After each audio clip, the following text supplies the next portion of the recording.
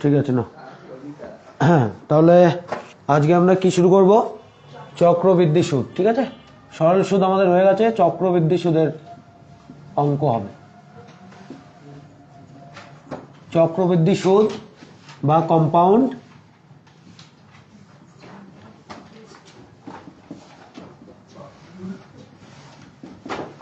Interest. আজকে মাধ্যমিকের question দেখেছিস? হ্যাঁ, কোশ্চেন ঠিকই এসছে, একদম যেরকম আসার কথা, মানে একদম ঠিকঠাক। স্ট্যান্ডার্ড বলা যেতে পারে অল্প, কিন্তু মাধ্যমিকের যদি কেউ পড়াশুনো করে সারা বছর তাদের জন্য একদম খুব ভালো কোশ্চেন, মানে ভালো যেটা বলা যায়, সোজা তার জন্য। আর যারা করে না পড়াশুনো তাদের জন্য তো সোজা হবে। হ্যাঁ, একদম পাতি কোশ্চেন দিয়ে দিলেও কি হবে, সোজা মনে হবে না। ঠিক আছে, তো মাধ্যমিকের কোশ্চেনটা একদম ঠিকঠাক এসছে, ভালো এসছে, এবং যেগুলো করানো হয়েছে বা যে জিনিসগুলো প্র্যাকটিস করানো হয়েছে সেই সব অঙ্কগুলোই এসছে।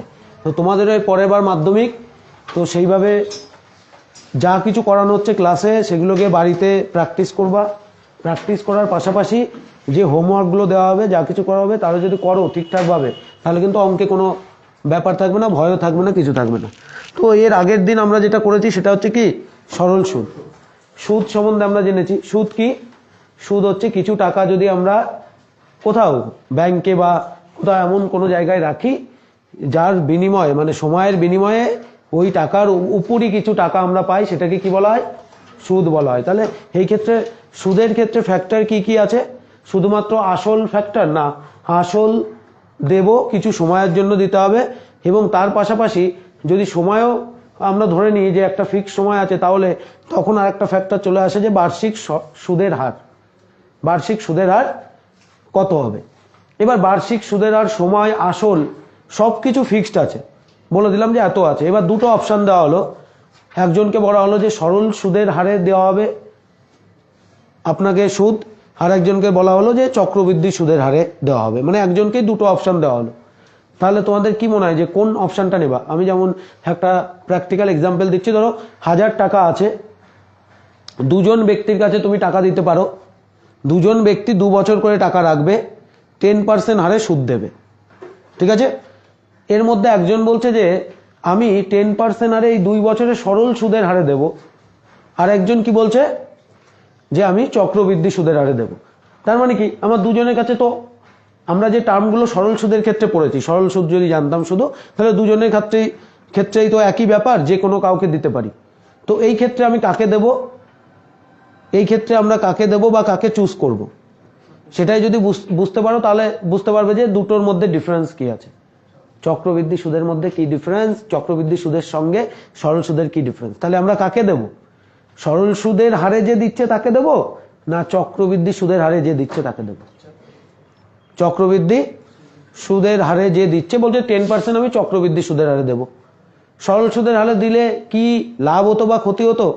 চক্রবৃদ্ধি সুদের হারে দিলে আমার কি লাভ বা ক্ষতি হবে? মানে কেন আমি চক্রবৃদ্ধি সুদের হার মানে তখন চুজ করব? বোঝা গেছে তো ব্যাপার? 1000 টাকা 2 বছরের জন্য দিচ্ছি 10% হারে, একজন বলছে আমি সরল সুদের হারে টাকা দেব।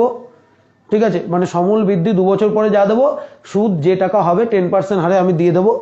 আর আরেকজন বলছে চক্রবৃদ্ধি সুদের হারে সমূল বৃদ্ধি যা হবে আমি সেটা দিয়ে দেবো, মানে সুদে আসলে আমি টাকা টোটাল শোধ করে দেবো। দুজনেই শোধ করবে 2 বছর পরে। তাহলে কাকে চুজ করা হবে এই ক্ষেত্রে? কৃষাণ বলল যে চক্রবৃদ্ধি সুদের হারে যে দেবে তাকে দেব। সরল সুদের হারে কাউকে, মানে কেউ আছো যে সরল সুদের হারে দিচ্ছে তাকে দেব? ঠিক আছে, এখানে একটা কনফিউশন আছে, মানে চুজ করতে গেলে তার জন্য কি জানতে হবে? তার জন্য জানতে হবে যে বেসিক ডিফারেন্স কি সরল সুদ আর চক্রবৃদ্ধি সুদের মধ্যে। তো সরল সুদে আমরা কি বলেছিলাম?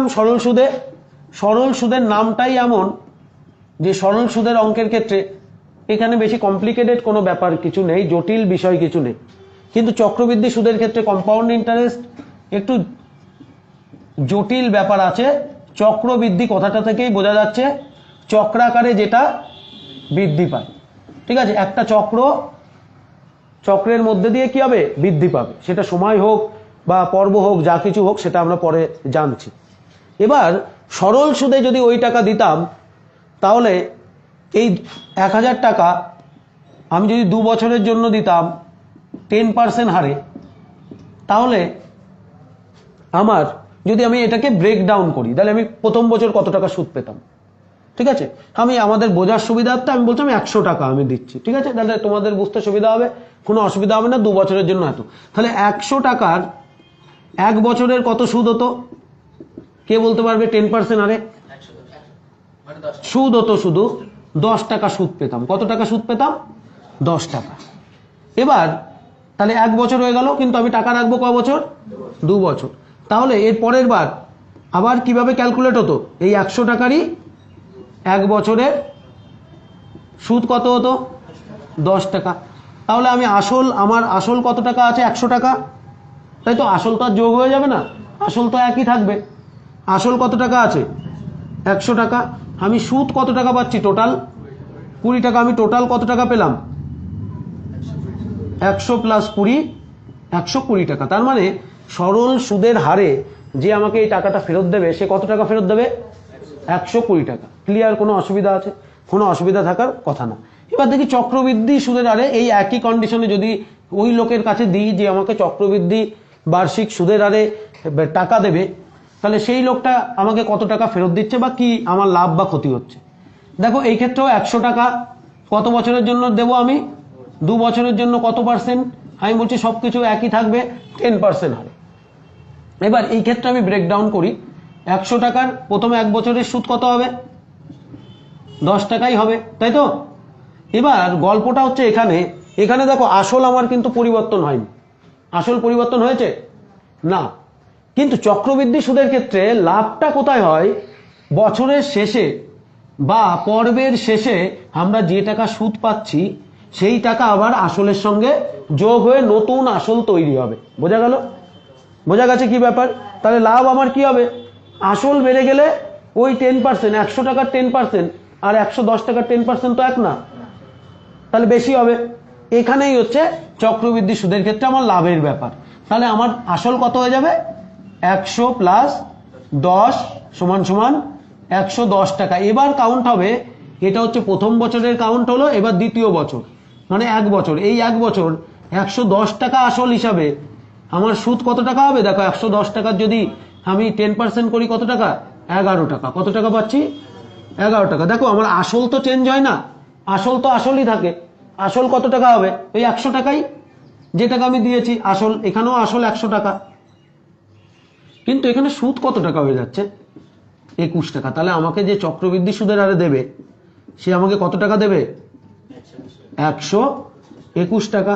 তাহলে অবশ্যই 120 টাকার থেকে 121 টাকা বেশি, 1 টাকা হলেও বেশি। এটা যদি বেশি টাকা হয় তাহলে এই বেশিটা আরো বেশি হয়ে যাবে। তাহলে যে বুদ্ধিমান বা যে অঙ্ক জানে বা যে এই দুটোর মধ্যে পার্থক্য জানে সে কি বলবে? সে চুপ থাকবে না, সে সঙ্গে সঙ্গে বলবে যে আমি চক্রবৃদ্ধি সুদের হারে টাকা দেব।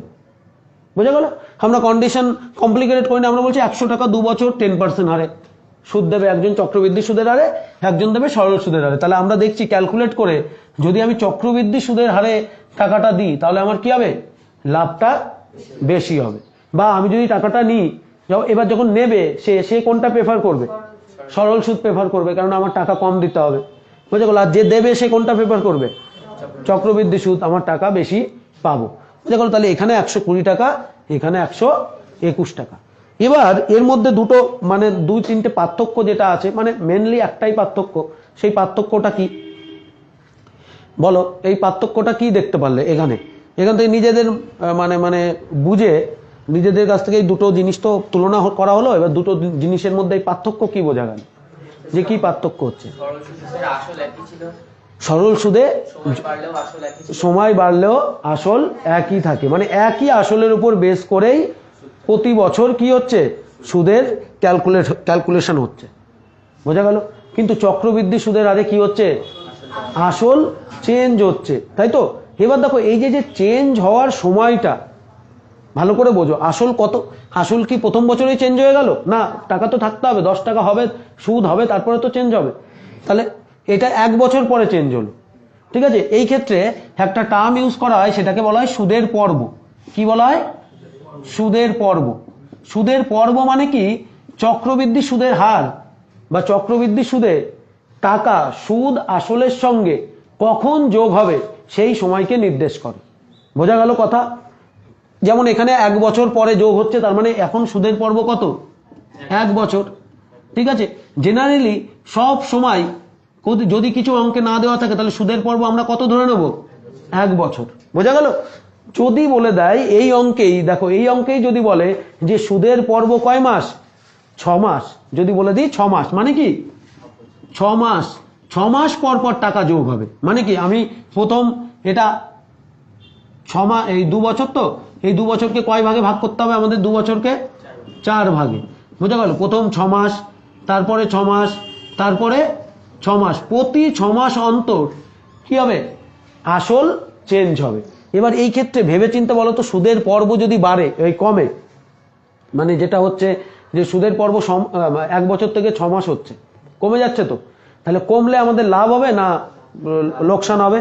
লাভ হবে। তার মানে কি আরো আগে আমরা সেই সুদের পার্সেন্টেজটা পাবো আসলের সঙ্গে যোগ হয়ে। বোঝা গেল? তাহলে সুদের পর্বটা কি? সুদের পর্ব হচ্ছে চক্রবৃদ্ধি সুদ আসলের সঙ্গে যোগ হয় যে সময় পরে বা যে সময়ের অন্তরে, সেটাকেই বলা হচ্ছে সুদের পর্ব। বোঝা গেল? তাহলে এইটা হচ্ছে বেসিক ডিফারেন্স বিটুইন সরল সুদ আর চক্রবৃদ্ধি সুদ। চক্রবৃদ্ধি সুদ আর সরল সুদের মধ্যে কোনো মানে পার্থক্যটা একদম বোঝা গেছে? কোনো অসুবিধা আছে? তাহলে চক্রবৃদ্ধি সুদ কোনটা পপুলার হবে? সব ক্যালকুলেশন বা যা কিছু হয় সরল সুদে হয় না এখন। কোন সুদে হয়? চক্রবৃদ্ধি সুদে। বোঝা গেল? কম্পাউন্ড ইন্টারেস্টে হয় সব কিছু। যেটা হচ্ছে ব্যাংকে তোমার টাকা থাকছে জমা, সেটারও কি হয় 1 বছর পরে গিয়ে সুদ আসলের সঙ্গে যোগ হয়ে আবার নতুন আসল তৈরি হয়ে যায়, তার উপর সুদ দেওয়া হয়। ঠিক আছে, সেইভাবে সুদে মূলে পাওয়া যায়। তাহলে এইটা হচ্ছে পপুলার কনসেপ্ট। ঠিক আছে, কেননা এই যে টাকাটা, এই কনসেপ্টটা এলো কোথা দিয়ে ভালো করে বোঝো। এই যে টাকাটা 1 বছর আমি রাখছি, 10 টাকা হলো, তাই তো? এই 10 টাকার কিন্তু আর কোনো ভ্যালু দেওয়া হচ্ছে না। এই 10 টাকার কোনো ভ্যালু দেওয়া হচ্ছে না। এই যে 10 টাকা সুদ হলো, এই টাকাটা কার টাকা? এই 10 টাকাটা কার টাকা? আমার টাকা। তাহলে আমার টাকাও তো তার কাছে থাকছে, হ্যাঁ, যে নিচ্ছে তার কাছে থাকছে তো না দেওয়া পর্যন্ত। তাহলে সেই টাকারও ব্যাপার বলা হচ্ছে যে সেই টাকারও সুদ হবে না কেন? সেটাও তো আসলের মতো কাজ করছে। ঠিক আছে, সেটাও তো ওনার কাছে থাকা হচ্ছে, মানে সেই টাকাটা তো আমার হয়ে গেল 1 বছর পরে, যেহেতু বার্ষিক হারে আমি দিয়েছি। তার মানে 100 টাকার 1 বছরে 10 টাকা হবে, 10 টাকা হয়ে গেল আমার।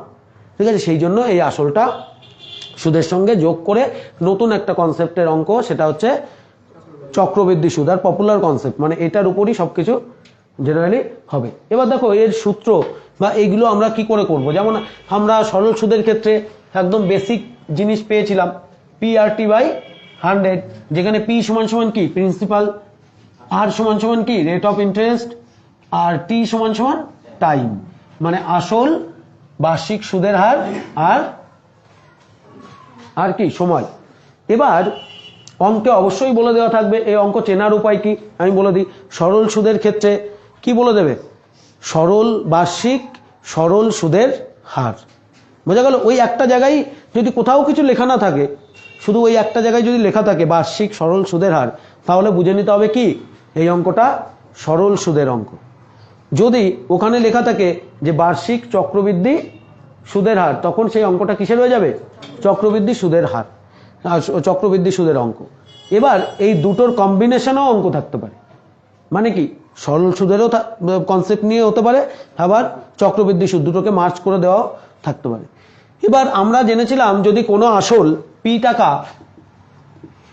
টাকা R% হারে, R% বার্ষিক সরল সুদের হারে বা R% হারে, কোন হারে আমরা বলছি না, ঠিক আছে, এটা আমরা রেখে দিচ্ছি R% হারে। যদি আমরা রাখি 1 বছর, T বছর যদি রাখি, T বছর রাখলে সুদ কত হবে? T বছরের সুদ কত হবে? সুদ I = PRT/100, এত টাকা। এটা তো আমরা কোন কনসেপ্ট থেকে জেনেছি? সরল সুদের কনসেপ্ট থেকে। এটা সবার মাথায় এখন আছে, একদম পরিষ্কার। এই ব্যাপারটা সরল সুদের কনসেপ্ট থেকে আমরা পেয়েছি, যে টোটাল জিনিসটা কি সরল সুদের থেকে পেয়েছি, যে P টাকা R% হারে T বছরে সুদ কত হবে? PRT/100। এই P টাকাই যদি আমি দেখছি যে আমি চক্রবৃদ্ধি সুদে যদি নিই R%টাকে, তাহলে কত টাকা হবে সেটা আমরা একটু হিসাব করার চেষ্টা করি। তাহলে দেখো P টাকা r% হারে 1 বছরের সুদ কত হবে বলো তো ভালো করে। 1 বছর, বছরের জায়গায় কত বসে যাবে 1, তাহলে PR/100 এত টাকা। কারো কোনো অসুবিধা? PR/100 টাকা, তাই তো? PR/100 টাকা, এত টাকা সুদ। এবার আমি যদি পরবর্তী বছর হিসাব করি, ঠিক আছে, আমি যদি পরবর্তী বছর হিসাব করি, মানে কি এটা প্রথম বছর, এরপরে দ্বিতীয় বছর যদি হিসাব করি আবার 1 বছর, তাহলে এই টাকার যে সুদ আসল, মানে আসল যে টাকা পি টাকা, সেটাকে পি টাকা থাকবে? পি টাকা থাকবে না।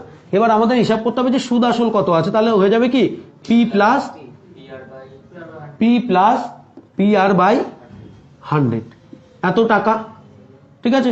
এটাকে আমরা কি লিখতে পারি দেখো, P ইন্টু 1 প্লাস R/100 টাকা, তাই তো? কি করলাম, P কমন নিয়ে নিলাম, এইটা আমাদের কি হয়ে গেল, আসল হয়ে গেল। আমরা 2 বছরে ক্যালকুলেট করি বা 3 বছরে ক্যালকুলেট করি, যাই করি, তাহলে প্রথম বছরে আমার কত টাকা সুদ পেলাম, PR/100 টাকা। এই পর্যন্ত মানে অসুবিধা আছে কারো? কোনো অসুবিধা থাকার কথা না।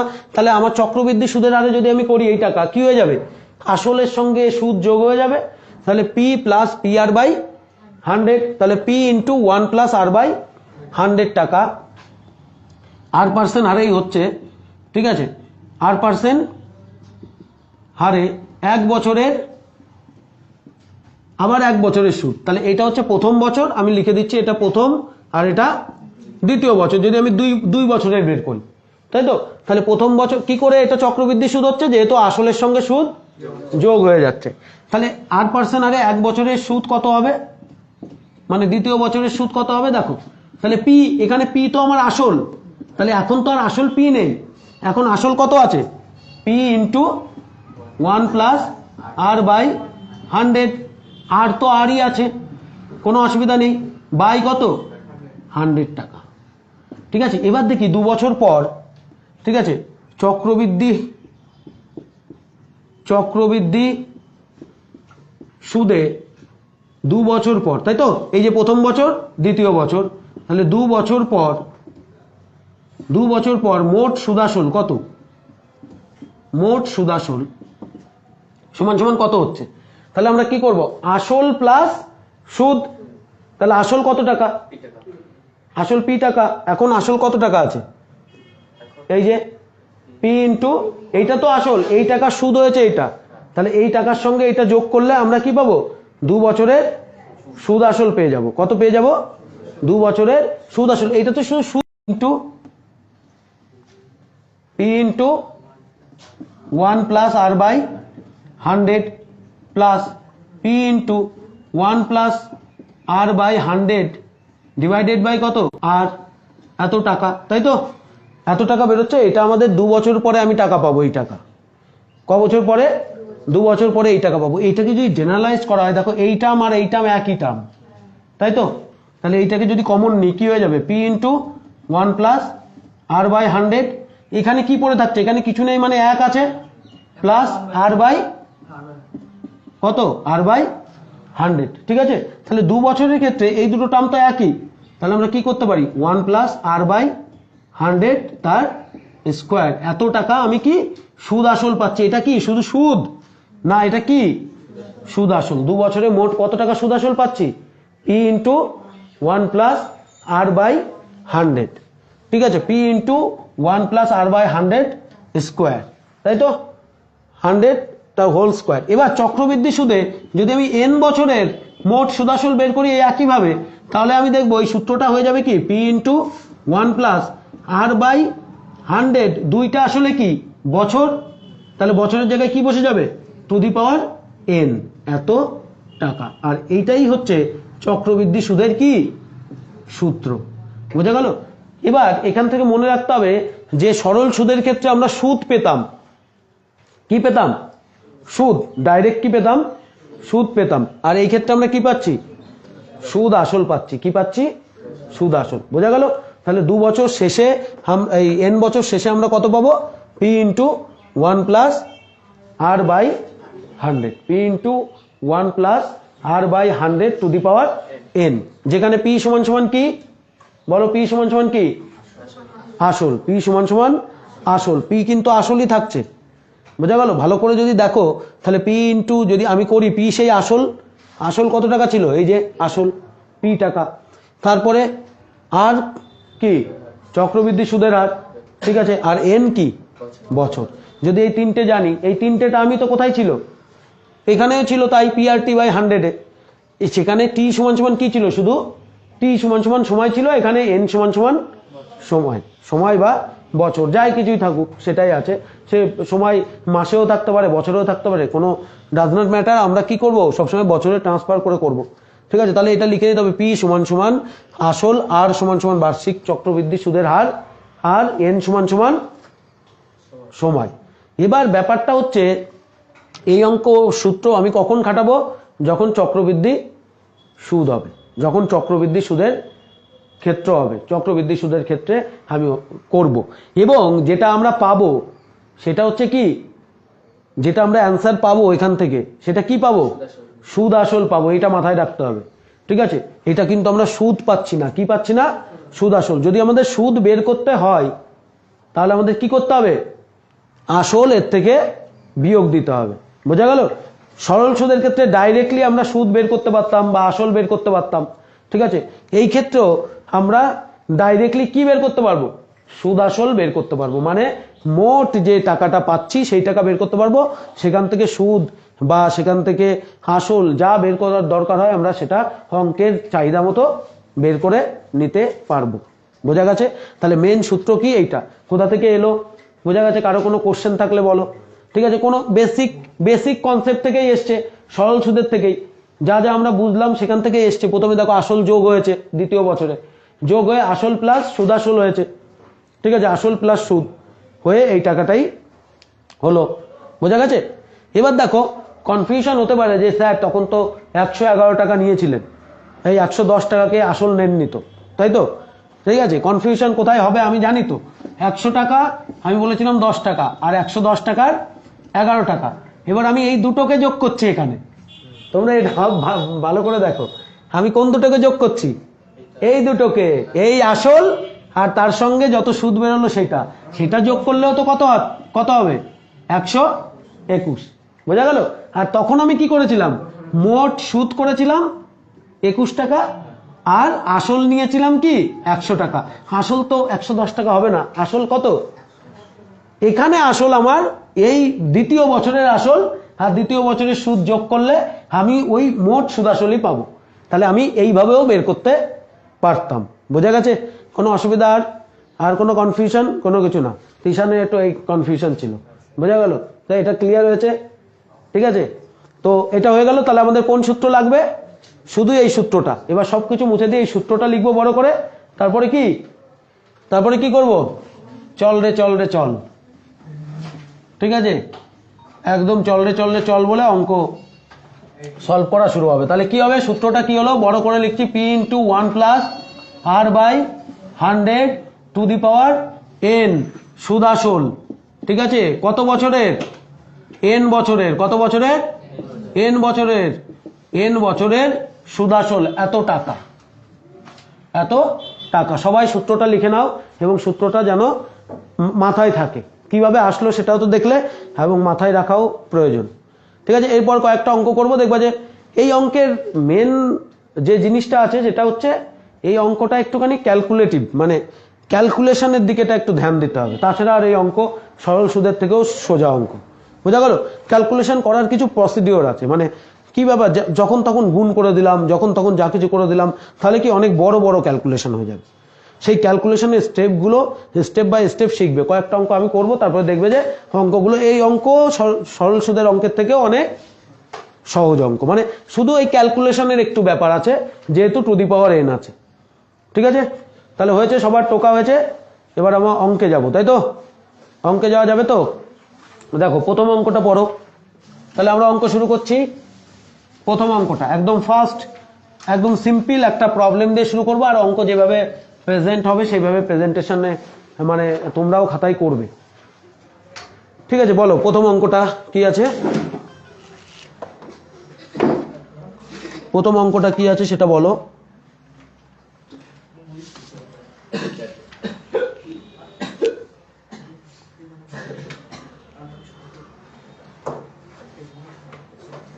ঠিক আছে, প্রথম অঙ্কটা কি আছে? আমার কাছে 5,000 টাকা আছে। আমি ওই টাকা একটি ব্যাংকে বার্ষিক 8.5% চক্রবৃদ্ধি সুদের হারে জমা রাখলাম। 2 বছরের শেষে সুদে আসলে মোট কত টাকা পাবো হিসাব করে লিখি। মোট কত টাকা পাবো সুদে আসলে হিসাব করে লিখি। দেখো ওই একইভাবে লিখবো আমরা, এক দাগ প্রদত্ত গিভেন, গিভেন কি কি আছে? আসল, আসল কত টাকা? আসল পি সমান সমান কত টাকা আছে বলেছে? 5,000 টাকা। 5,000 টাকা। তাহলে 5,000 টাকা লিখে দিলাম। একটা অঙ্ক ভালো করে দেখো, সবগুলো পারবে। তারপরে কি দেওয়া আছে? বার্ষিক চক্রবৃদ্ধি সুদের হার। ঠিক আছে, চক্রবৃদ্ধি সুদের হার, এটাকে বার্ষিক লিখতে পারো, কোনো অসুবিধা নেই। বার্ষিক চক্রবৃদ্ধি সুদের হার, সুদের হার আর সমান সমান কত? 8.5%। এবং কি দেওয়া আছে? এবং সময়, এবং সময় এখানে আমরা এন দিয়ে ডিনোট করছি সময়কে। কত বছর? 2 বছর। 2 বছর। ঠিক আছে, সুতরাং সুতরাং কত বছর আছে? 2 বছর। এখানে আছে, আমরা জানি, দেখো আমরা জানি চক্রবৃদ্ধি সুদের ক্ষেত্রে, আমরা জানি চক্রবৃদ্ধি সুদের ক্ষেত্রে এন বছরের সমূল চক্রবৃদ্ধি, সমূল চক্রবৃদ্ধি কথাটার মধ্যে কিন্তু সবকিছু আছে। সমূল চক্রবৃদ্ধি কি? P into 1 plus R by 100 to the power n, এত টাকা। কেননা এটা আমাদের কোনো সমীকরণ হিসাবে কাজ করবে না বা ইকুয়েশন হিসাবে না, ইউনিডাইরেকশনাল মানে একটা ব্যাপার, সমান সমান দিয়ে আমরা অঙ্ক করে যাব। তাহলে পি সমান সমান কত? 5,000। 5,000 লিখে দিলাম, গুণ এর সঙ্গে কত আছে? 1 প্লাস 8.5/100 স্কোয়ার, এত টাকা, তাই তো? এবার দেখো সমান সমান 5,000 ইন্টু 1 প্লাস, ইন্টু না দিলেও হয়, 5,000 1 প্লাস 8.5 ইন্টু 100 ইন্টু 10, ঠিক আছে, স্কোয়ার, এত টাকা। এখানে এখানে একটু কাটাকাটি যাবে না? কত দিয়ে কাটাকাটি যাবে? 5 দিয়ে। 5 দিয়ে কত? 5 দুগুণে 10, ঠিক আছে। এবার দেখো সমান সমান 5,000, 5,000 ইন্টু 1 প্লাস 17 বাই কত? 200 এর স্কোয়ার, এত টাকা, সমান সমান 5,000 ইন্টু এখানে কত? 200, 200 প্লাস 17 স্কোয়ার, ঠিক আছে। এটা একটু স্টেপ বেশি। 5,000 ইন্টু এটা আমরা লিখতে পারি 217 বাই 200 ইন্টু 217 বাই 200, এত টাকা। তাহলে একটা শূন্য একটা শূন্য একটা শূন্য একটা শূন্য কাটা, এখানে একটা দিয়ে এখানে একটা কাটা, তাই তো? তাহলে আলটিমেটলি আমার কত হলো? 4 5 20। তাহলে আমার 217 ইন্টু 217 বাই 4, এত টাকা। এবার এটাকে আমি দশমিকে প্রকাশ করে দিলেই আমার কি হয়ে যাবে? উত্তর হয়ে যাবে। বোঝা গেল? 217 গুণ 217 করে নাও, কত হচ্ছে? এই গুণটা করো, গুণ করে কত হচ্ছে বলো? কোথায়? নিচে কত আছে? হ্যাঁ, 4 দুগুণে 8, ঠিক আছে, ভেরি গুড। তাহলে এখানে একটা গুণ করতে ভুলে গেছিলাম, এই যে 4 দুগুণে কত? 8, তাহলে 8 দিয়ে করতে হবে ভাগ। বোঝা গেল? আর 8 দিয়ে ভাগ করলে কি হবে? সসীম ভগ্নাংশই হবে। নিচে 2 এর মাল্টিপল আছে 8, এটা করে ফেলো।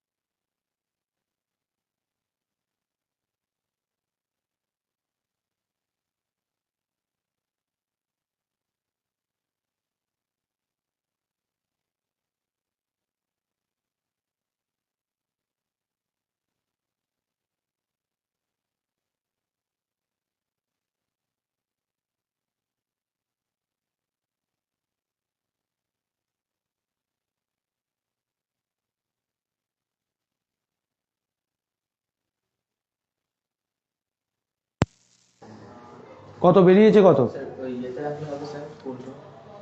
পূর্ণ সংখ্যায় কেন রাখবি? মিলে যাবে তো এটা। হ্যাঁ, কেন মিলবে না? 2 এর মাল্টিপল আছে তো, মিলবে তো। 8 দিয়ে 3 ঘর যাবি দশমিকের পর।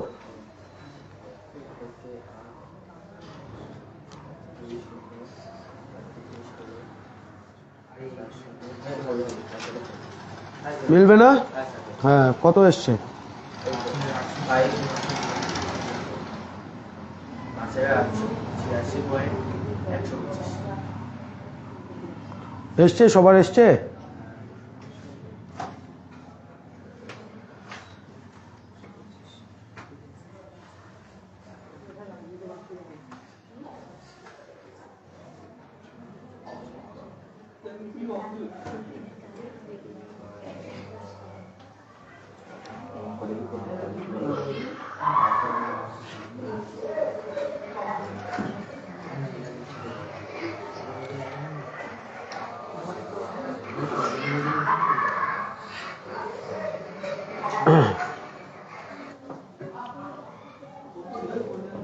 হয়েছে? তাহলে কত এসছে অ্যান্সার? এদিকে হয়েছে? বলো অ্যান্সার কত এলো তাহলে? 5,886.125 এত টাকা। ঠিক আছে, তাহলে আমি উত্তর আমাদের কি চাইছিল? উত্তর আমাদের কি চেয়েছে? সুদ আসল কত, তাই তো? 2 বছর পরে সুদ আসলে আমি কত টাকা পাবো? তাহলে উত্তর আমরা লিখে দেবো 2 বছর পরে সুদ আসলে আমরা 5,886.125 টাকা পাবো। ঠিক আছে, করে নাও।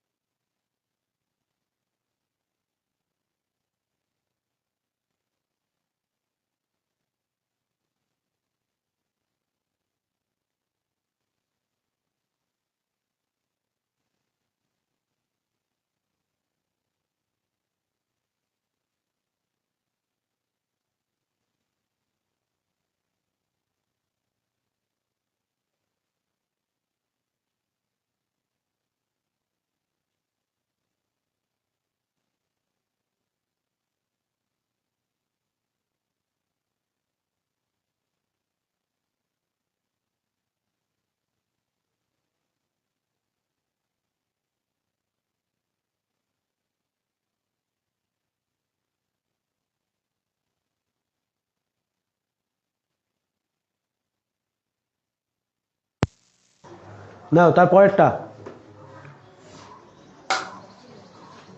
তারপর 2 দাগটা দেখো তো পারবে কিনা নিজেরা করে আনতে। 2 দাগের কি আছে? 2 দাগটা হয়ে গেছে, বা গুড।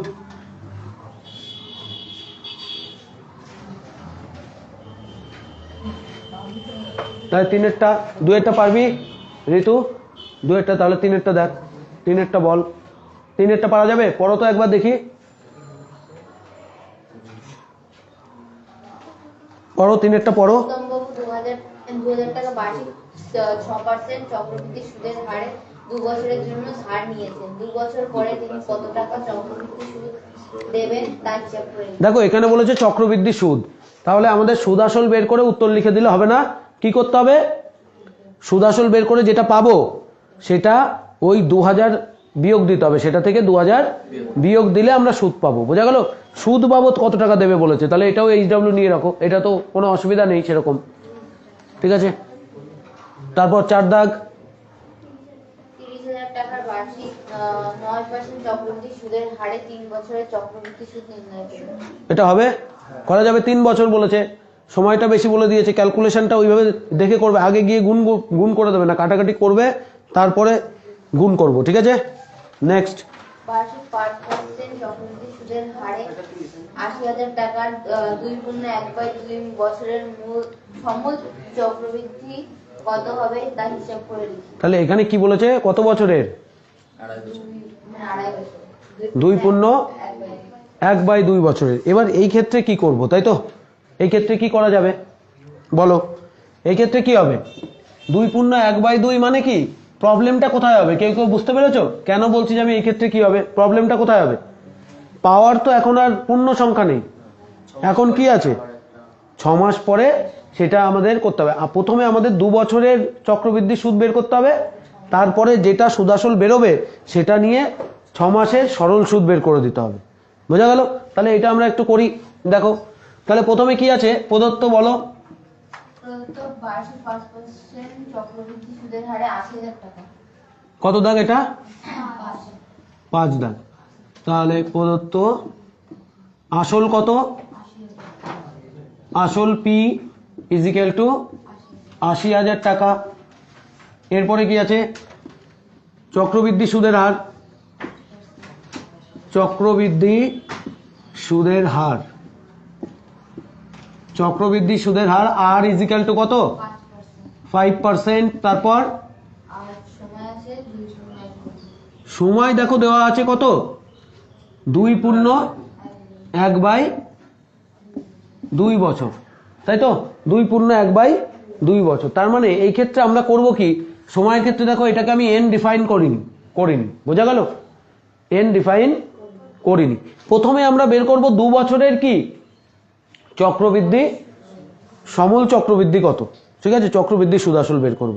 কেন না, যদি পাওয়ারে ভালো করে দেখো, এখানে পি ইন্টু 1+r/100 এখানে n সমান সমান কত হয়ে যাচ্ছে? 2.1/2, যেটা হয়ে যাচ্ছে 5/2। এটাকে আমি কি করব?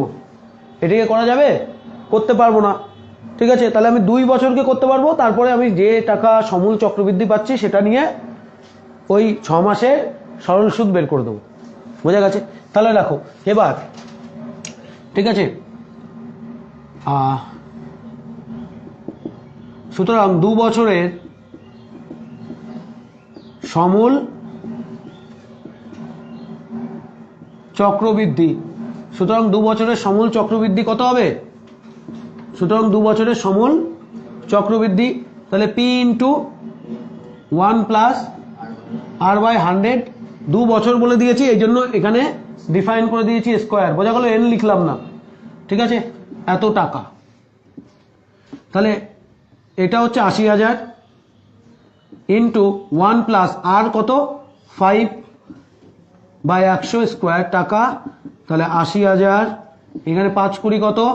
100, এখানে 80,000 1+1/20 তার স্কোয়ার ইজিক্যাল টু 80,000। এখানে একটা স্টেপ জ্যাম করতে পারো তোমরা, ঠিক আছে? করতে করতে কত হবে দেখেই বোঝা যাচ্ছে এখানে কত হবে? 21/20। তাহলে 2 বার গুণ হবে, 21/20 ইন্টু 21/20, এত টাকা।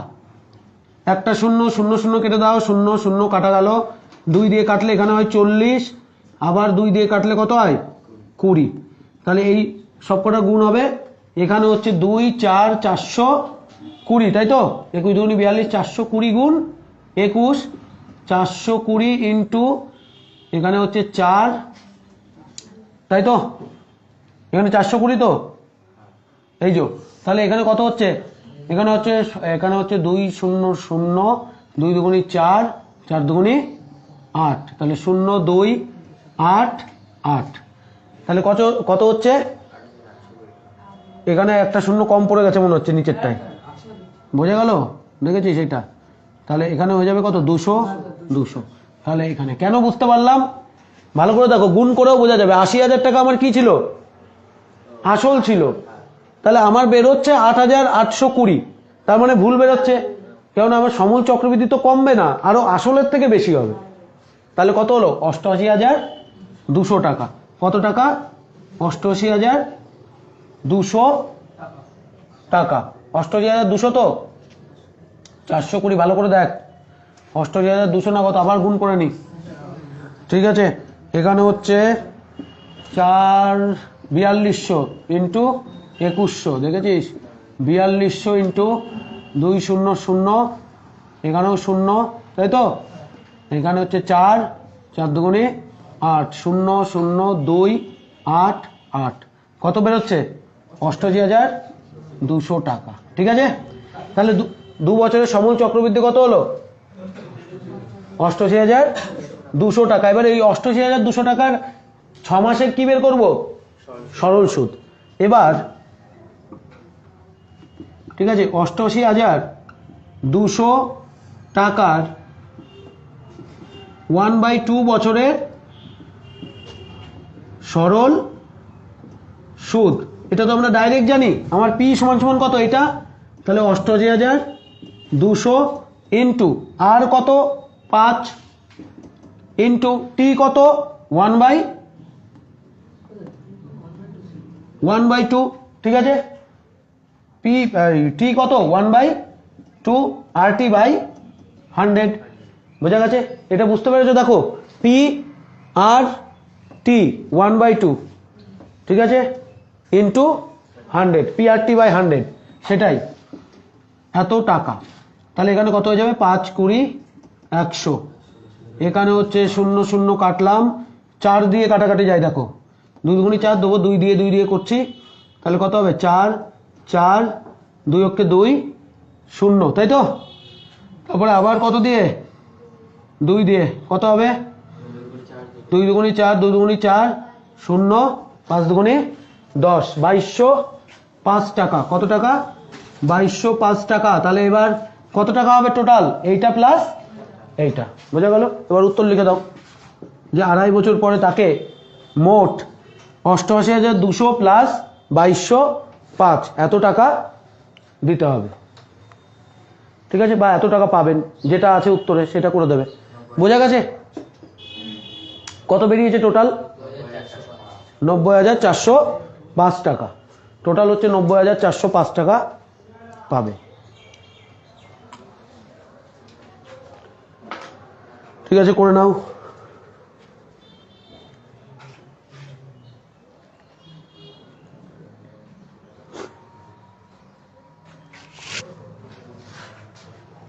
তারগুলো এদিকে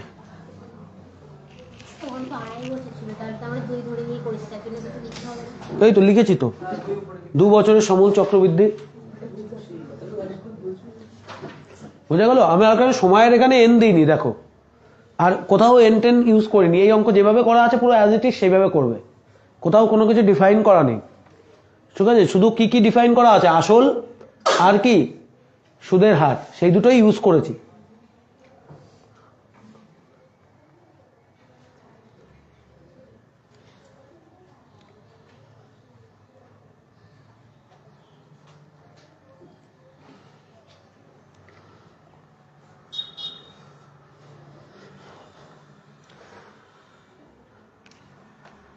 প্রত্যেকটা অঙ্ক কনসেপ্টগুলো বুঝতে হবে, কনসেপ্ট বুঝলে কিন্তু একদম ক্লিয়ার হয়ে যাবে।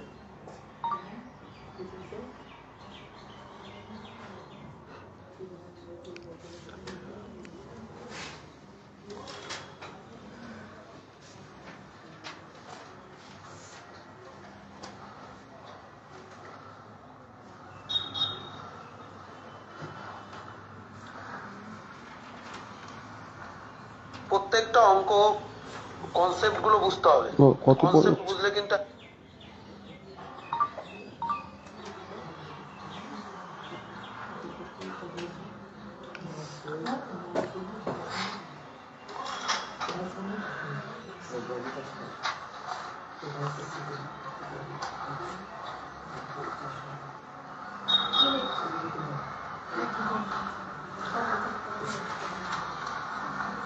প্রত্যেকটা অঙ্ক কনসেপ্টগুলো বুঝতে হবে, কনসেপ্ট বুঝলে কিন্তু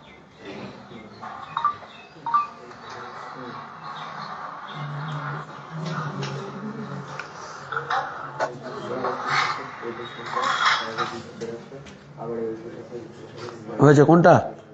গুণটা? হয়েছে? তারপরেরটা পড়ো, তারপরের অঙ্ক দেখি করতে পারবে না কি করে দেবো। দেখো 5 দাগ হলো, 5 দাগ পর্যন্ত 6 দাগটা বড়, 6 দাগ হবে। HW এদিকে দেখ মেয়েরা, 6 দাগ 6 দাগ 6 দাগে কি আছে? ছন্দাদেবী বার্ষিক 8% চক্রবৃদ্ধি সুদের হারে 200 টাকা 2 বছরের জন্য ধার করেন। চক্রবৃদ্ধি সুদ 2496 টাকা হলে ছন্দাদেবী কত টাকা ধার করেছিলেন নির্ণয় করুন। ঠিক আছে, এখানে কি দেওয়া আছে? চক্রবৃদ্ধি সুদ দেওয়া আছে, কোনো অসুবিধা নেই। এক্স পি আমরা যা খুশি ধরে করতে পারি, কোনো অসুবিধা নেই। এটা সত্যমত দিয়ে করতে হবে। যদি একটা অঙ্ক আমি করে দিই এরকম টাইপের, নাহলে কি অসুবিধা হবে? না করে দেবো, না এটা থাকবে HW?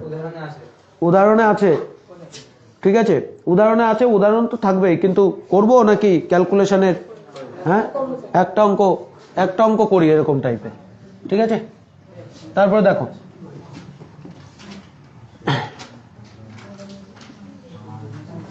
6 দাগের বলো প্রদত্ত কি কি দেওয়া আছে। দেখো এখানে আমাদের আসল বের করতে হবে, তাই তো? সুদ দেওয়া আছে, আসল আমাদের বের করতে হবে। তাহলে আমরা প্রথমেই ধরি আসল সমান সমান পি টাকা। কত টাকা? পি টাকা। এবার প্রদত্ত কি কি দেওয়া আছে? প্রদত্ত সুদ দেওয়া আছে, চক্রবৃদ্ধি সুদ। চক্রবৃদ্ধি সুদ সমান সমান কত টাকা দেওয়া আছে? 2496 টাকা। এরপর কি দেওয়া আছে? বার্ষিক হার 8%। চক্রবৃদ্ধি সুদের হার,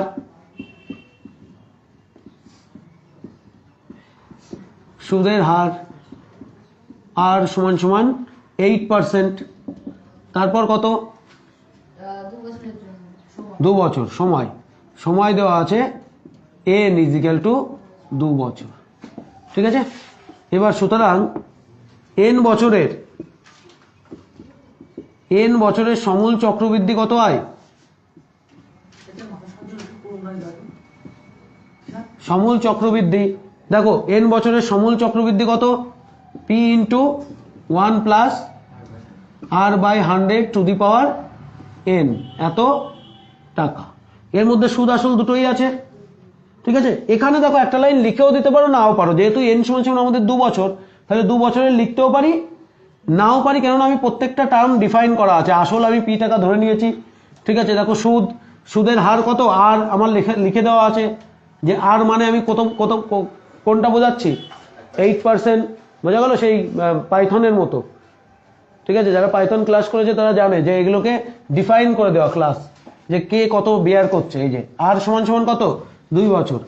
এটা সমান সমান কত হবে? তাহলে p সমান সমান p থাকছে 1 + 8/100⁴n মানে স্কোয়ার, ঠিক আছে। এবার এইটা সমান সমানই আমাকে কি করতে হবে? এইটা সমান সমানই আমাকে বের করতে হবে না? এখান থেকে আমাদের কি দেওয়া আছে? ওখানে সুদ দেওয়া আছে, দেখো। তাহলে এইটা তো আমি সুদ আসল পেয়ে গেলাম, সমূল চক্রবৃদ্ধি এটা পেয়ে গেলাম। এটাকে আরেকটু যদি মানে সিম্পলিফাই করি, তাহলে কত হবে? 4 × 2 = 8 আর 4 × 25 = 100। তার মানে এটা হবে p × দেখো 25 নিচে আছে 2/25, তার মানে এটা হয়ে যায় 27/25। যদিও তাও একটা লাইন আমরা করে নিই, 25 + 2/25 তার স্কোয়ার। তাহলে এটা হয়ে যাবে p × 27/25 × 27/25 এত টাকা, ঠিক আছে। p × 27/25 × 27/25 এত টাকা, এত টাকা হবে। তাহলে সুতরাং সুদ কত হবে? সুদ কত হবে? সুদ কত হবে? এর থেকে আমি কি বিয়োগ দেবো? আসল বিয়োগ দিতে হবে, p বিয়োগ দিতে হবে। তাহলে আমরা সুদ বের করে নিতে পারি। সুতরাং সুদ বা চক্রবৃদ্ধি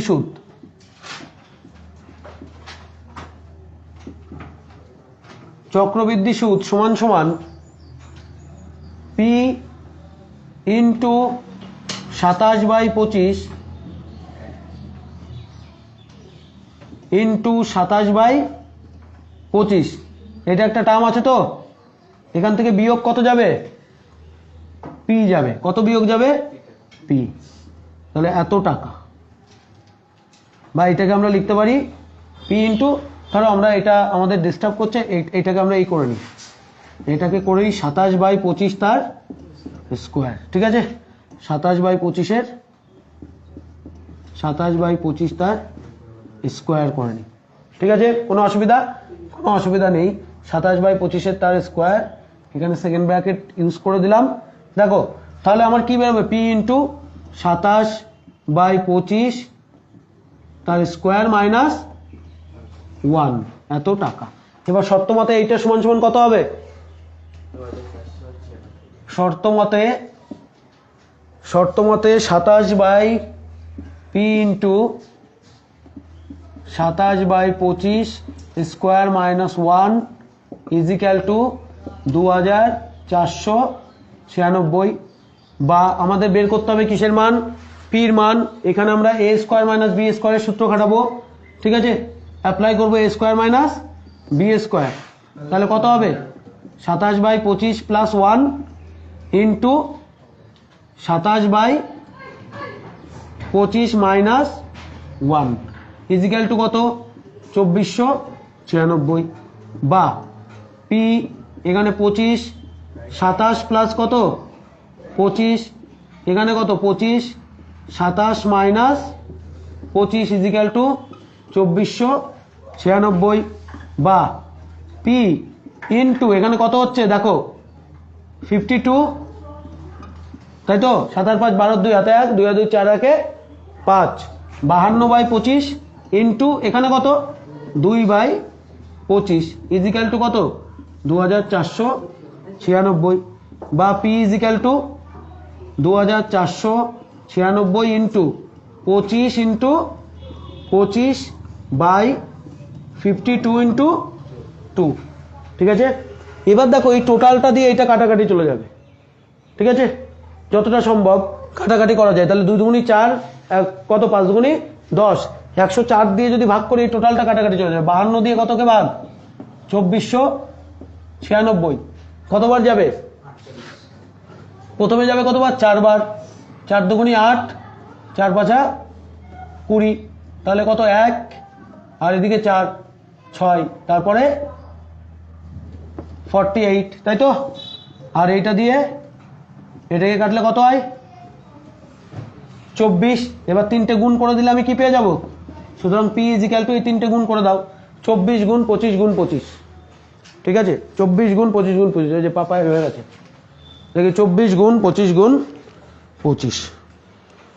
ঠিক আছে, সুতরাং দেবী লাস্টে, সুতরাং যেহেতু সমীকরণে সুতরাং দিয়ে এক্স ইজিক্যাল টু 15,000 টাকা বেরোচ্ছে। কত টাকা, 15,000 টাকা বেরোচ্ছে। ঠিক আছে, এই যে এই গুণ গুণ করবি না, বোঝা গেল, গুণে কিন্তু পরীক্ষা হলে ভুল হয়ে যাবে। একদম এইভাবে গুণ করার দরকার নেই, এই যে সূত্র খেটে যাবে তো, সূত্র দিয়ে আস্তে আস্তে অল্প অল্প করে একটু স্টেপ, বড় স্টেপ হবে কিন্তু ভুল হওয়ার চান্সেস কম। তাহলে কত বেরোচ্ছে, ওর বেরিয়েছে 15,000 টাকা, তাহলে 15,000 টাকা অ্যান্সার হবে। তাহলে উত্তর লিখে দেবো, কি উত্তর লিখে দেবো, কত টাকা নিয়েছিল ব্যাংক থেকে, 15,000 টাকা নিয়েছিল। উত্তরগুলো কিন্তু লেখার প্র্যাকটিস করতে হবে, বোঝা গেছে।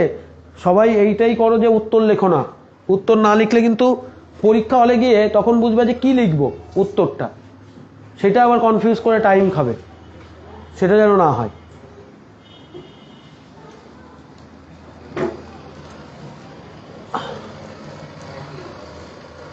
দেখা যাচ্ছে নাকি আমাকে,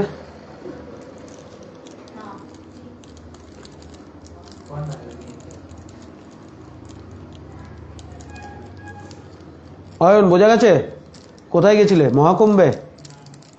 তাহলে তুমি কোথায়, বাড়ি ছিলে, কোথায় ছিলে?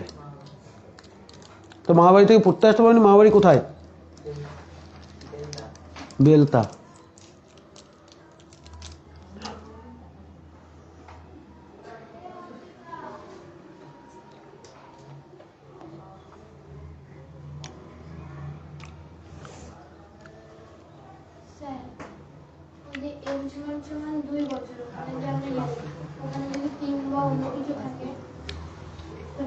তাহলে 3 বসে যাবে, স্কোয়ারের জায়গায় কিউব হয়ে যাবে, যা হবে তাই। এন সমান সমান তো আমরা 2 বছর লিখেছি এখানে, যদি 3 বছরের অঙ্ক দেওয়া থাকতো তাহলে আমরা সময় ব্র্যাকেটে এন সমান সমান কত লিখতাম, তিন, তাহলে n ইজিক্যাল টু 3 হয়ে যেত। n ইজিক্যাল টু তো এখন 2 ওপরে লিখে দিয়েছি যেটা, সেটাই n ইজিক্যাল টু 3 হয়ে যেত।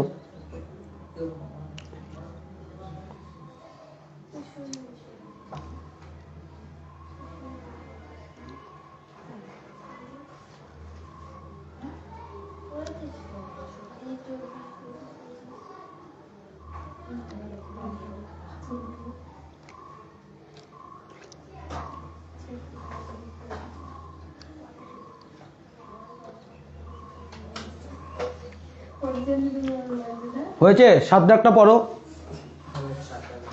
7 দাগে কি আছে? বার্ষিক 10% চক্রবৃদ্ধির হার সুদে কোনো আসলে 3 বছরের চক্রবৃদ্ধি সুদ 2600। তাহলে একই অঙ্ক তোমরা করতে পারবে এইভাবে, একইভাবে এইডব্লিউ। ঠিক আছে, 8 দাগটা পড়ো। 10টা অঙ্ক করবো আজকে। মানে বার্ষিক 9% চক্রবৃদ্ধি হার সুদে কিছু টাকা সমবায় ব্যাংকে জমা রেখে 2 বছর পরে সুদ আসলে 29,702.50 টাকা ফেরত পেলেন। রহমত চাচা কত টাকা সমবায় ব্যাংকে জমা রেখেছিলেন নির্ণয়। তাহলে একই অঙ্ক, তাই তো? একই অঙ্ক তো। দেখো কোনো অসুবিধা আছে? এটা করতে পারবে অঙ্কটা? এটা ভালো করে পড়ে দেখো, বলো।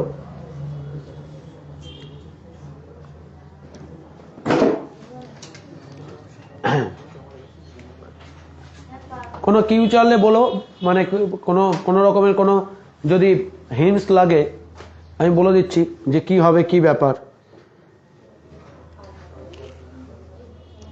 হবে। টিশান করা যাবে।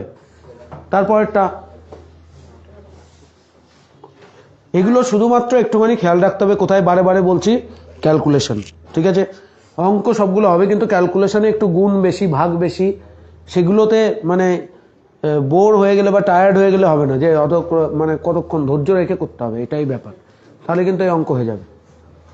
নেক্সট, বার্ষিক 8% চক্রবৃদ্ধি হার সুদে কত টাকা 3 বছরের সমূল চক্রবৃদ্ধি 31,492.80 টাকা হবে, তা হিসাব করে লিখি। তাহলে ওই একই, কত টাকার বলেছে, আসল বের করতে বলেছে, তাই তো? এই অঙ্কগুলো নিজেরা চেষ্টা করতে পারবে, একই ধরনের অঙ্ক। এবার কি ক্যালকুলেশন, অঙ্কের যে নিউমেরিক্যাল ভ্যালু আছে, নিউমেরিক ভ্যালু আছে, তার উপর ডিপেন্ড করে চেঞ্জ হয়, বোঝা গেল? যে একটুখানি বেশি ক্যালকুলেশন হবে বা একটুখানি কাটাকাটি কম যাবে বা গুণ করতে হবে, ভাগ করতে হবে। কোথায় গুণ ভাগ না করে আমি বেশি মানে বড় বড় গুণ না করে কি করে বাইপাস করে অঙ্ক করা যায় সেগুলো দেখবা। যেমন এটা গুণ করে যদি করতাম হতো, ঠিক আছে, 2টো স্টেপ কম লাগতো, কিন্তু কি গুণে ভুল হওয়ার চান্সেস বেশি থাকে, সিম্পল স্টেপগুলোতে ভুল হওয়ার চান্স কম থাকে। মানে আমি এই ফ্র্যাকশন যোগ করতে ভুল হওয়ার চান্স আমার অনেক কম হবে, কারণ মুখে মুখে যোগ হয়ে যাবে তো। ঠিক আছে, 27 + 25, আর এখানে 27 থেকে 25 বিয়োগ যাচ্ছে, তারপরে গুণ করে দিচ্ছি, ওই পাশে যাচ্ছে, কাটাকাটি ভাগ করে কাটাকাটি হচ্ছে। ঠিক আছে, এই সব জিনিসগুলো একটুখানি মাথায় রাখবে যেগুলো আমি দিচ্ছি। না হলে কিন্তু গুণ করে নামানো যাবে অঙ্ক, কোনো অসুবিধা নেই, গুণ ভাগ করে নামানো যাবে, যোগ বিয়োগ করে, বোঝা গেছে? কিন্তু ট্রিক্স যদি জানো, পরীক্ষা হলে কি হয়, এমনি তো বাড়িতে বসে গুণ করার টাইম তো আছেই, তুমি টাইমও দেখছো না, 10 মিনিট লাগছে না 20 মিনিট লাগছে না 15 মিনিট লাগছে। কিন্তু পরীক্ষা হলে, এক্সাম হলে কি হবে, একটা টাইমের প্রেশার থাকে, বোঝা গেল? এক্সাম হলে একটা ভাইবস থাকে। অঙ্কের মানে যেটা বলা হয় যে কারো যদি প্রিপারেশন 100% থাকে, মানে একদম পুরো টাই যদি প্রিপারেশন 100% থাকে যে সব অঙ্ক পারবো সেরকম ভাবে, ঠিক আছে, মানে একদম সব অঙ্ক ঠিকঠাক পারবো, তাহলে তার পার্সেন্টেজও কোথায়, এক্সাম হলে গিয়ে কমে যায়, বোঝা গেল? মানে এক্সিকিউশন পার্সেন্টেজ কমে কেন? এক্সাম হলের আলাদা একটা অ্যাটমসফিয়ার। তুমি যেখানে মানে করছো অঙ্ক, ক্লাসরুম বা এখানে বা স্কুলে বা বাড়িতে, তো সেখানে তো টাইমের বাউন্ডেশন কোনো কিছু নেই, আর ওখানে 3 ঘন্টার মধ্যে অনেক দিকের অঙ্কগুলো করতে হবে। ঠিক আছে, সেই জন্য কি করতে হবে, যে কোনো অঙ্কের প্রত্যেকটা অঙ্ক দেওয়া থাকে, যদি ভীষণ আনফরচুনেট না হয়, প্রতিটা অঙ্কের কি থাকে, একটা বাইপাস থাকে। মানে কি, এই পথে গেলে সোজা হবে, ক্যালকুলেশন বেশি করতে হবে না, আর এই পথে গেলে অঙ্ক হবে কিন্তু কি অনেক নদী নালা, 7 সমুদ্র 13 নদী পার হতে হবে। তো 7 সমুদ্র 13 নদী পার হওয়ার চেষ্টা কম, কারণ টাইম কম। ঠিক আছে, তো এইগুলোই অঙ্ক করাবো। অঙ্ক তো সবগুলোই একদম হবে গুণ টুন করে দিয়ে সব কিছু, কিন্তু এই সব ছোটোখাটো জায়গা এইটা করলে কি হবে, অ্যানালিটিক্যাল মাইন্ডও ডেভেলপ করবে। মানে কি, আমি অঙ্কে কত দিক থেকে দেখতে পারি, একটা ক্যালকুলেশনকে কত মানে দিক থেকে দেখে ছোট করতে পারি, সরল করতে পারি, সেটা হচ্ছে মেন অ্যাপ্রোচ। অঙ্ক কিন্তু নেমে যাবে তাড়াতাড়ি, নাহলে গুণ করে করতে গেলে একটা গুণ ভুল হয়ে গেলে তার পরের বার করলেও অঙ্ক কি হবে, ভুল হবে। কেন ভুল হবে, টাইম নষ্ট হয়েছে, পরে অঙ্ক বাকি রয়েছে সেগুলো করতে হবে। ঠিক আছে, এই করতে হ্যাপাজার্ড মাইন্ড যখন হ্যাপাজার্ড হয়ে যাবে, অঙ্ক পরীক্ষাটাই খারাপ হয়ে যাবে। সেই জন্য আমি সবসময় বলি, অঙ্ক যখন শুরু করতে হবে একদম সিম্পলেস্ট স্টেপ দিয়ে, একদম যেটা মানে একটা বাচ্চা ছেলে বলবে যে এটা কেন করা হলো। ঠিক আছে, তাতে কি হয়, ওই স্টেপটা করতে করতে অঙ্কের পরবর্তী স্টেপগুলো কি হবে সেগুলো আমরা ভেবে নেব। এটাই হচ্ছে অঙ্কের নিয়ম। ঠিক আছে, আর চক্রবৃদ্ধি সুদের ক্ষেত্রে তো একদম এই নিয়ম এবং ক্যালকুলেশনের যে ফাঁক ফোকর আছে, কোথা দিয়ে আমি বাইপাস করতে পারি বড় বড় গুণ, বড় বড় ভাগ, সেটা সবসময় দেখতে হবে, নাহলে কিন্তু মুশকিল হয়ে যাবে। বোঝা গেছে? যে কটা অঙ্ক পারবে আপ টু কত পর্যন্ত হলো, আপ টু 10 দাগ হয়েছে। ঠিক আছে, এবার এই 10 দাগের পরে 11 দাগও পড়ো, দেখি 11 দাগে কি আছে। পড়া হবে এবার। ও 10 দাগ পড়ে নাও। বার্ষিক 7.5% সুদের হারে 12,000 টাকা 2 বছরের চক্রবৃদ্ধি সুদ ও সরল সুদের অন্তর নির্ণয় করুন। তাহলে বার্ষিক চক্রবৃদ্ধি সুদ ও সরল সুদের অন্তর নির্ণয় করি। তাহলে কি করে করব, চক্রবৃদ্ধি সুদ বের করব, সরল সুদ বের করব, ওই একই ডেটা দিয়ে। প্রথমে কি লিখবো, চক্রবৃদ্ধি সুদের ক্ষেত্রে সুদ আসল তো বেরিয়েই যাবে, তারপরে লিখবো সরল সুদের ক্ষেত্রে প্রদত্ত আসল এত, এই এত, এগুলো সবকিছু আছে, মানে যে পার্সেন্টেজটা আছে সেটা সরল সুদের ক্ষেত্রে সরল সুদের বার্ষিক হার হয়ে যাবে।